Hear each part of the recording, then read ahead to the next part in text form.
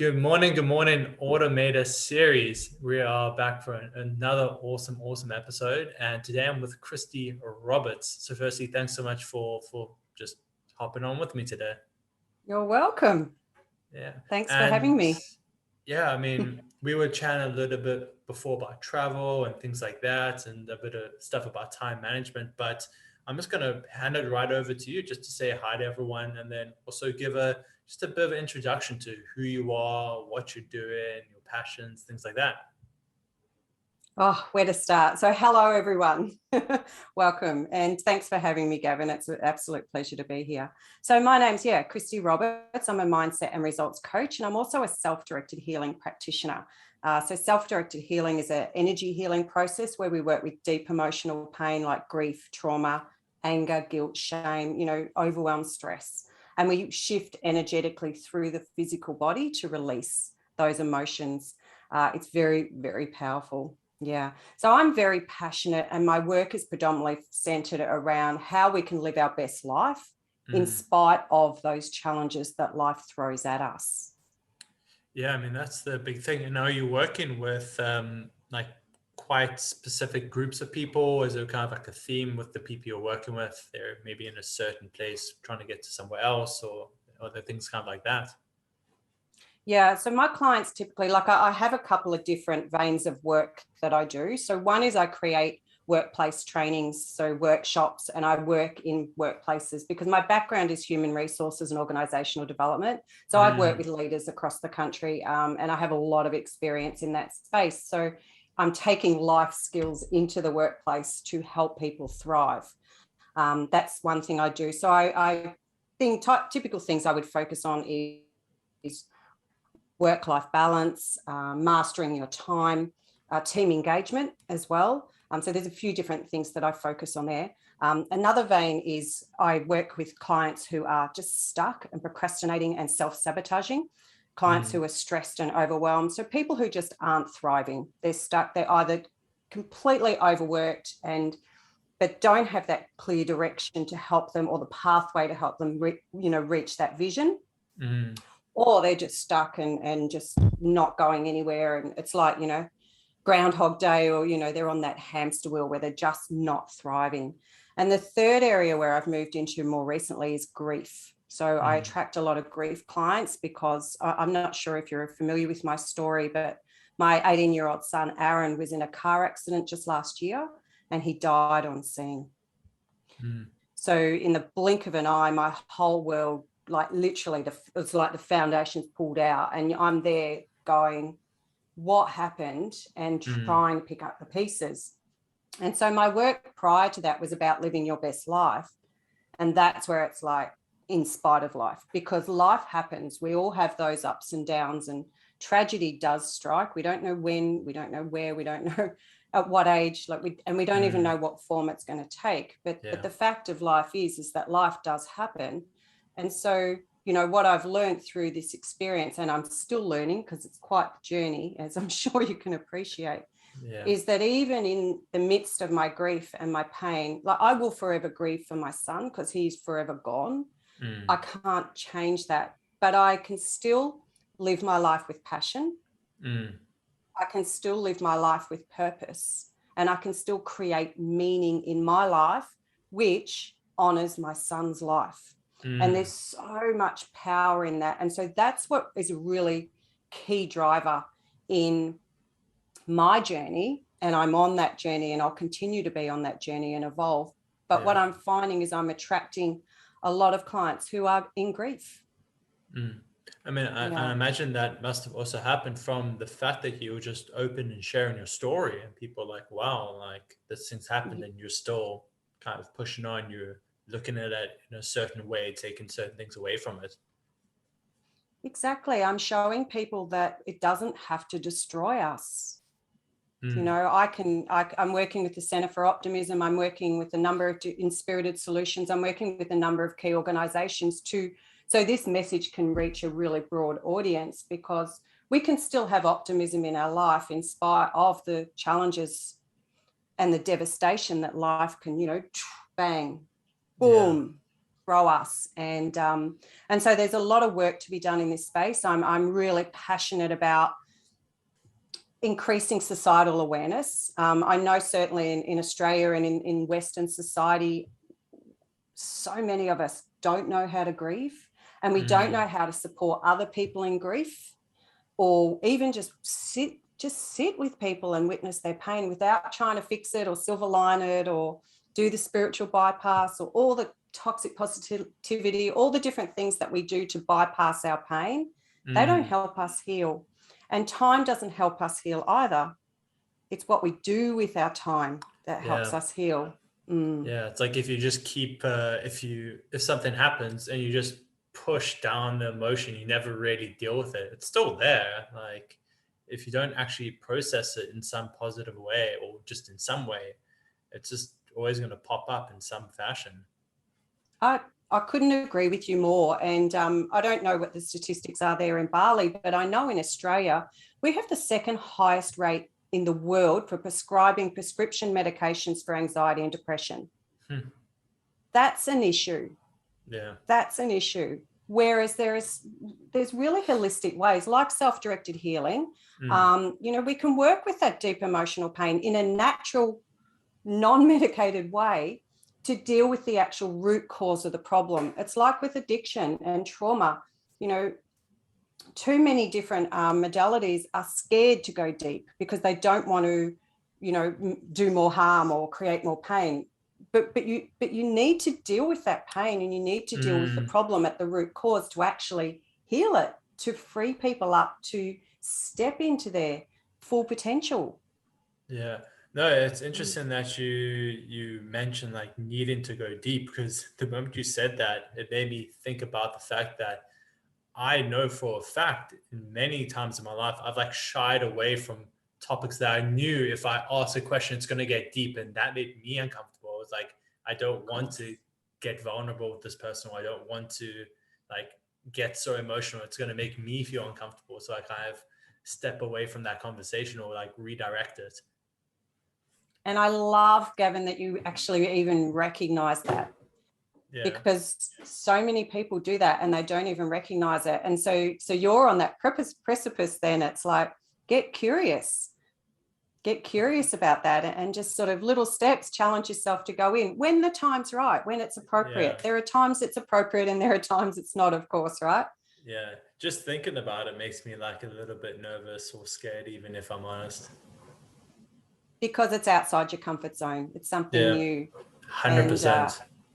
And this is the work. And this is why I'm having these conversations, because they're important conversations. And, and also it's probably worth sharing at this point that vulnerability is the pathway to emotional intimacy and connection. Yeah, that's what I'm learning now as well. So if you want to have strong connections, if you want to have good relationships, if you want to really be authentic and real and seen, it's that vulnerability. It's having those conversations and showing up and saying those things that you would normally hide behind, even though it takes courage, even though it might not go down the way you want it to go down. It's stepping into that space and building those skills and having those courage and realizing that it is okay, and it builds connection. People trust you more, people respect you more, people listen, they engage. Yeah. And someone's got to take that first step. It's like, I don't know, saying hi to a random person and you end up having a relationship with them or something, but someone has to take that first step. And in this case, it's one of you has to show that vulnerable side for the other person to know, oh, I can do this too. Or like, it's okay for me to also go to that place. Yeah. And sometimes people will respond and sometimes they won't. And you'll learn who's up for it and who's not. Yeah, that's a big thing. No, I mean, it's really interesting. I wanted to kind of dial back to something you said about the whole HR thing. It's like so many times it's come up in conversations. I was like, it would be crazy if companies introduced almost like not mandated, but like really promoted, like, hey, we're doing like mindfulness sessions, or we're doing mindfulness challenges. Like I just finished the 21-day abundance challenge by Deepak Chopra and it was awesome. I was just thinking like, it'd be so cool to have those type of programs in businesses, like actually pushed by HR. And they're like, hey, create a circle, create what's the word, accountability groups, and yeah, kind of go through these things. Like I think that's so big. And Or even could be. just understanding how communication happens and how when communication breaks down, you know, if you're in a workplace and you've got a manager that's micromanaging and a team that aren't responding, and, you know, there's so many different team structures and where things go wrong in teams. Yeah. So the more that workplaces and teams can understand how communication works, when it breaks down, it'll break down for three core reasons. It'll break down because there's opposing opinions, because emotions are strong, or there's a value conflict. And so when it breaks down, how to recognize that. Are people withdrawing, or are they sort of going what we call violent? They're putting their opinions out on the table and trying to control conversations or dominate in some way, shape or form.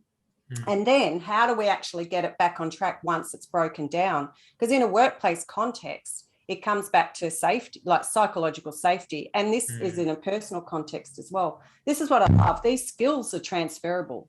Life skills, like they work, whether you're in the workplace or whether they're at home. It's just making it relevant for a workplace. And so, you know, how can I make this safe? What's actually going on? Why has the communication broken down? Because I've done a lot of work with diversity and inclusion teams and gender equality, all sorts of some really great work over the years. And what happens is when people go silent or become, you know, sort of more outspoken in a workplace, what happens is the communication, you're not getting all the information on the table. So if a workplace is problem solving, for example, or trying to be innovative, it stifles innovation, because you need as much information as you can on the table. You need that diversity of thinking, right? Because that's what creates innovation. And it's innovation that makes those businesses thrive. So absolutely. the communication is a key piece. Yeah, and it's like creating that, what's the word? Not like a cauldron, but it's like all the ideas kind of mixing together from different backgrounds and experiences and upbringings, and like that's where like big ideas can come from. The magic, exactly. Yeah. So what were those, just to kind of go over those again, what were those three key ones that you brought up? The three key reasons why communication will break down? Yeah, I think that would be cool for people to remember. Yeah, exactly. It is cool, right? Yeah. It's strong emotions, opposing opinions, and conflicting values. When people have differences of opinion. So when either of those three components are in place, that's when you're moving into a crucial conversation, an important conversation. So that's where it's got to be respectful. You've got to respect other people's boundaries, emotions, create an environment that's safe. Get out of the stories, you know. Yeah. If anyone's talking about victims, villains, or being helpless, they're in story. It's like, what are the actual facts here? Get back to the facts. Yeah, I mean, because especially when it comes to you mentioned like conflict in values, like the moment that happens, that's like when you kind of just end up like not badgering each other, but it's like everyone just digs in further if you try attack the other person's value. So I mean, for you, is it then trying to establish the like procedures, or like kind of what happens at that point? So is it kind of establishing what do you do when those things happen? So this is where the leaders need to lead. They need to recognize that the conversation's gone off track, but everybody has to take responsibility here as well. So it's recognizing that the conversation is off track. And so, yeah, has someone gone in sort of aggressive or more violent, and you know what? It's the withdrawal that's just as important. So it's recognizing, am I withdrawing from the conversation? Am I over contributing and forcing my opinion into the pool? So it's recognizing that in yourself, but as a leader, it's really trying to ensure that everybody feels safe enough to speak up. It's recognizing when people are jumping to assumptions. or doing things because that's the way they've always done something. It's pulling it back on track. Where is it you need to go? What is the direction? What do I ultimately want to get out of this particular project, event, conversation, team meeting, whatever it happens to be? And how can I make this as safe as possible so that everyone feels heard, seen, witnessed in that space without judgment? Yeah, wow, that's for the leaders, just thinking about it, of like building a company and managing all these different people and backgrounds, and like, yeah, that must be to try grow that on your own as like a company founder or CEO. Yeah, that's hard. I can It completely is hard. see. Yeah. It is hard. And it's no different to building a business, Gavin. These are skills that we learn.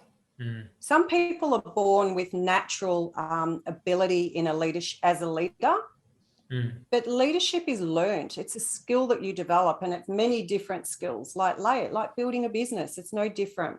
So get a coach, get help, do courses, but put into action what you're learning. Actually take those steps and just keep building. And just know, no one's perfect. But mm. recognize how you're showing up, recognize how you are contributing, because even not contributing is contributing. Yeah, that's a decision. Yeah. And I mean, I've worked with leaders all my over 30 years now, Mm, and often, not all the time, but often and sometimes, especially in younger leaders, or I say younger, but newer leaders, egos can get in the way as well. That can be another mm. thing. I'm not saying all young leaders, please don't anyone interpret that the wrong way, but ego can get in the way because you're so focused on the pressure of what you need to achieve and meeting your targets that you can lose the picture and lose the concept or the idea that the team's actually what's going to help you get there. So it's nurturing that team, it's developing the people in your team and helping them to feel valued along the way really does make a difference. On that point of young leaders, like I wonder if, because of how much more of a focus social media is these days, if that's kind of affected it. They're like, oh, I have to show these massive returns or massive kind of results, or I have to make myself look good on Twitter or Instagram, and that kind of like colors and twists their kind of approaches in a bad way. Well, and in a good way as well. I think it's both ways. Mm, I think it's like anything, we're always going to get, when you're dealing with people, you're going to get two sides of the coin all the time. So it's just, it's bringing the best out in people, allowing people to have the courage to step up, to step into that vulnerable space when those conversations get challenging, to learn to deal with people, we're not numbers, and just to really thrive in the workplace.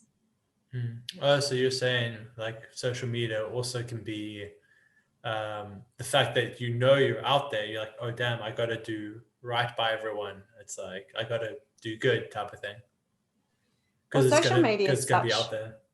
it's such a powerful tool. And, I know a number of young coaches and young leaders who are absolutely rocking it on social media Mm, and doing amazing work. Like one of my coaches, a business mentor marketer, he's about 30. I haven't asked him how old he is, but he's much younger than me. He's absolutely rocking it.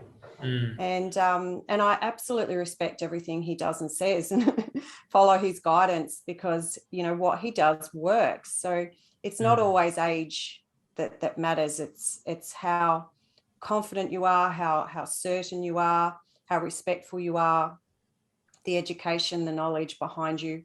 Articulation's a massive thing. You need to be able to communicate if you want to lead. mm.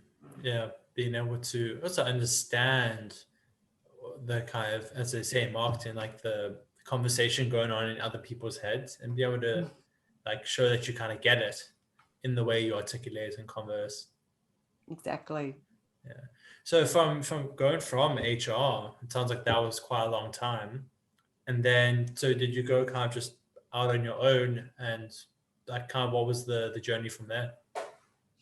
So what I found was I kind of hit a point where I hit the ceiling, and I knew that there was so much more in me, but I just didn't know how to break through that glass ceiling. And so I started coaching.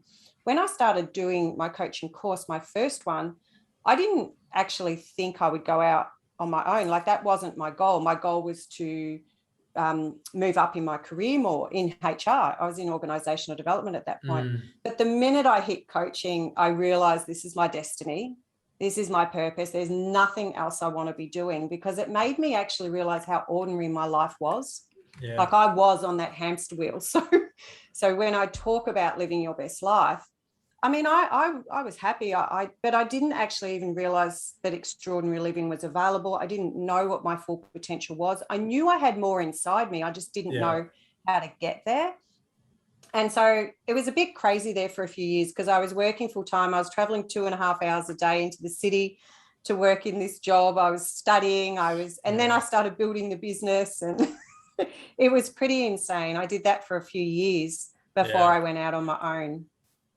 Yeah, I think that's important for people to know. It's like, it can be tough. It's like, you got to be willing to kind of grave through it, kind of thing. Yeah, and it was literally a one foot in front of the other. I did have a vision. I remember when I started coaching, it was like, how am I going to fit in studying and pay for it? Like, how is that even going to happen? And then once you take that leap, it was like, I don't even have 2 hours a week to study. And before I knew it, within 3 months, I was studying 15 hours a week. I became obsessed, because when you're passionate about something and when it's aligned with your purpose and your destiny, everything else kind of becomes secondary, and you realize you make time for it. I talk about, I'm very passionate about time, because I've realized how using your time effectively can really be a really strong conduit for getting to where it is you want to go in life. But I literally started carving it out, one foot in front of the other, and doing the work, and bang, here I am, on a world stage. Yeah, it's really interesting. Crazy. And also the fact that you said you were in this job and you were just thinking of ways how you could grow more in that job. It sounds like that's why you started coaching. But then when you saw all these other people doing crazy, wild things, and you're like, oh wow, I didn't even know that was possible. And that's kind of what opened up your worldview a little bit. Exactly, because when you start surrounding yourself with people who are living great lives and really stepping into their potential and doing great stuff in the world, your horizon, your world gets bigger. Yeah. And you begin to appreciate what's actually possible, and that you write your own script. Like, if you're writing a script, you've got a bit of paper and you're writing a script for a movie, and the movie's your life. And imagine every time it's not quite right, you scrunch it up, you throw it away. Imagine if you could write your own script, because that's literally what I'm doing. That's literally what you're doing. Yeah. And every time you just keep changing it and rewriting it, and it gets better and better and better, and role modeling off people who are further ahead than you. That's where the coaching's powerful. I didn't have my own coaches in the beginning, because A, I couldn't afford it, and B, it was like I was getting so much growth out of doing the courses myself. But then I reached a point, as soon as I started bringing in coaching, I've got several coaches now in different areas in my life and my business. As soon as I did that, it fast tracks you. Like, it literally propels you forward faster. It's really cool. Yeah, it's crazy. It's like, now my mindset has also changed since I started doing more coaching and mentoring. It's like, if I want to get good at anything going forward in the future, like, ideally I'm just going to be like, who's a brilliant coach in that section, just hire them. Like, if I want to become a better surfer, just let me hire a surfing coach. If I want to get better at kickboxing, just hire a kickboxing coach. It's like, why waste the time? Exactly. And a life coach or a mindset coach, the results coaching, I liken it to a personal trainer for your mind. Yeah, 100%. And our mind is our most valuable asset. Yeah. It's like, you can even hire a discipline coach. Like, a discipline, I realized for me, was like such a weak muscle, and I've had to like start working on it. But I'm almost certain there's a discipline coach somewhere. Like, that's what they do, is they teach you to be more disciplined or something. Exactly. Yeah. It's interesting how you mentioned the whole, I was going to bring up the fact when you're talking about changing your glass ceiling. Like I know for me as well, I had kind of a certain mindset of what was achievable, what's like good, what's successful, things like that. But then when I got introduced and started spending a lot more time with the people I spend time with now and hearing their goals and what they want to achieve, I was like, oh wow, my goals are kind of small. Like I was happy and like maybe I don't need those bigger goals, but I'm like, oh wow, I could be thinking so much bigger than I realized. Not necessarily that you should set those as your goals. Maybe they're just not right for you, but at least it kind of starts the juices flowing again. You're like, oh wow, I can actually dream a lot bigger. I can aim a lot higher. Maybe you don't want to go as high as they are, but like you said, you realize what's actually possible, and that changes how you think about things. Exactly. And it's got to be right for you. Everyone's goals are going to be different. And Yeah. that's why it's really valuable to reassess them. 6 monthly, a minimum year, but really 6 monthly, you should be looking at them. And it's a recalibration, because as you grow, what's possible grows. Yeah. So when you do that 6 monthly kind of re-looking at goals for yourself or with the people you work with, how do you kind of go about that? Is there like a structure to it, or like what's the process? Yeah. So every now and again, I will sit down and do like formal goal setting. I've got a business strategy page that I renew. And Hmm. then, but I'm very dynamic. So I will go for new goals all the time and just map out that goal and add it in. I'm very on the spot in many ways. So long as I'm moving forward and it's upward and outward and moving Yeah. in my direction, I will go there whenever I need to go there. Oh, so But even with my clients, I would typically, yeah, every 6 months, okay, where were we? What's the goal? Okay, let's revisit that. I'm a bit more structured about it. yeah, I guess especially for people early on in their journey, there you can be more prone to the whole what's the word? Like shiny object syndrome. Like you end up just going on all these different paths and your focus gets pulled in too many different directions. Yeah, exactly. And I think what can happen as well is it's like you can have that vision, but then you don't know how to get there, or it becomes so big that it's Mm. too big. And so people will procrastinate, Mm. or they'll get stuck where they are. There's different reasons, because it's like you can have the vision. What's the vision? Where are you now? And what are the steps you need to take to get there? But then Mm. underneath that is self-sabotage, is procrastination, is our challenges and our blocks, like the deep emotional pain that's trapped, because that Yeah. can keep us stuck, like limiting beliefs, because they keep us Mm. stuck as well. Yeah. And once again, conflicting values. So it's getting really clear moving forward. It's like, how do you eat an elephant? The big goal, the elephant. It's Yeah. like one chunk at a time. So I will literally brainstorm and map it all out into steps that my clients can take away. And that can be really powerful, to break it down into little steps, because little steps are doable. And every time you take steps, you're moving towards the goal. So you get a sense of satisfaction and purpose with that, but you also build your confidence Yeah. Yeah, along the way. like you're mentioning about like breaking it into steps. It's like also I was just thinking about now, if you break it into small steps and you still can't kind of get started, or kind of you get stuck on a few things, in my mind that kind of brings up the more obvious internal blocks much quicker than it's like, oh, it's just such a daunting task, that's why I can't get started. But it's like, no, you just need to post 5 things a week, and like that's not a big thing. But it's like But if it's you not that still, easy. It's not that easy if those blocks are limiting beliefs or trapped emotional pain. So yeah. that's where the self-directed healing is really powerful, because I'll go in. I work with a lot of leaders that are exactly in that spot. They've got the visions, but they're just not getting there. It's like, I've been building this business for 5 years. Why don't I have the results? I feel like I'm just not getting anywhere. And we'll do a self-directed healing process and look at it with that as the vision to work through, to create more understanding. And it Yeah. might just be that they don't believe they've got what it takes, like at a Yeah. really deep intrinsic level, or they intrinsically feel that they're not good enough or worthy enough or capable enough. And so with the self-directed healing, we feel that energetically in the body. So this is a modality that works. It works mentally, emotionally, physically, and spiritually. And we shift those emotions and those trapped beliefs through the body physically. Like we actually anchor it. Where are you feeling that in your body? Feel it more. And we challenge those beliefs. It's like, I'm never going to be good enough. Is that true? Yes or no?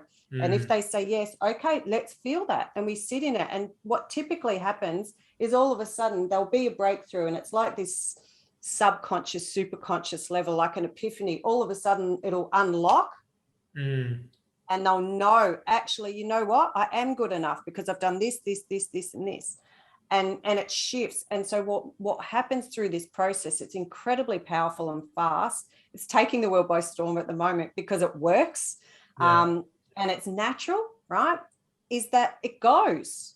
So I did a session 2 days ago with this gentleman, and all of a sudden he came out of the session and he felt lighter and there was a clarity.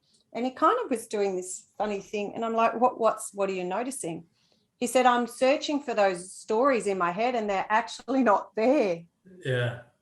They were gone. The internal dialogue that had been playing in his mind for decades, we shifted it. And that's powerful. Yeah. I mean, it's like we don't even realize sometimes that we have those stories going on until like you kind of do a more structured or like self-directed healing, like you're saying. Yeah, it's really cool. So it's a cool modality to add on. So I've got the life coaching, the results coaching, and then I've added in the self-directed healing. It's really, really cool. And I actually am the senior trainer. So I train self-directed healing practitioners around the world. I mean, that's actually one thing I'd love to talk about as we start to wrap up is the self-directed healing, because my coach I've had, he's taught me also a framework of some sorts like that. He called it a clearing exercise. That's like kind of his wording for it. But for you, how did you kind of come across self-directed healing and then want to start introducing it to the work you do? Yeah, I came across it. I met the founder at a festival. I was working there as a workshop. I was called a space guardian, and she came in and I mic'd her up and got her ready. And I was looking after all the participants that were coming in because this is a big festival. Yeah. And she did this session on how to heal yourself, and it was absolutely phenomenal. I'd never seen anything like it. These people in deep emotional pain and working through their emotions, and then coming out just going, "Oh my God." That was absolutely remarkable. And then I was camping there. The next morning was when my son had his accident. So at 6:30 the next morning, I got a phone call and Aaron had been in an accident and he had died on scene. And so, I mean, like my whole world, like I said earlier, it changed, it shifted. But what I didn't know about grief is a very physical experience. So within 1 week, I'd lost 5 kilograms. Within 2 weeks, I had really heavy heart pain, like I was actually having heart palpitations. There's a syndrome called broken-hearted syndrome, but so where the valve into your heart inflames and it pulses differently. So I was getting erratic heart pulsing and I was getting chest pain. It was moving into my throat. And this is right at the beginning of COVID. This is just March last year. And so it was really physical, and the shock. So I was dehydrated because I was shocked and I couldn't remember to drink water, and it was horrendous. The physical pain was beyond anything I would ever have expected. And this is where emotions manifest physically in the body. So I rang up Claire, the founder, and we did a session because I was like, what do you do when you're in that much pain? I just, so going to talk to a psychologist, it wasn't enough. I knew I didn't need medication. I just knew I didn't need medication because of all my mindset work. I was already working as a life coach. So I knew how powerful this work can be. I just had to find the right way to shift it. I did a session with Claire, hour and a half, was gone. Kid you not, totally gone. My speech was clear again because I didn't realize it was so thick. It was like being in the darkest, foggiest black cloud and then all of a sudden coming out. And I was just like, I have to learn how to do this. That was insane that you can have such a powerful and dramatic shift in such a short amount of time just by feeling my emotions. and having a safe place to do that. And so I became a practitioner. I was only 5 weeks after my son's death, and I did the practitioner training.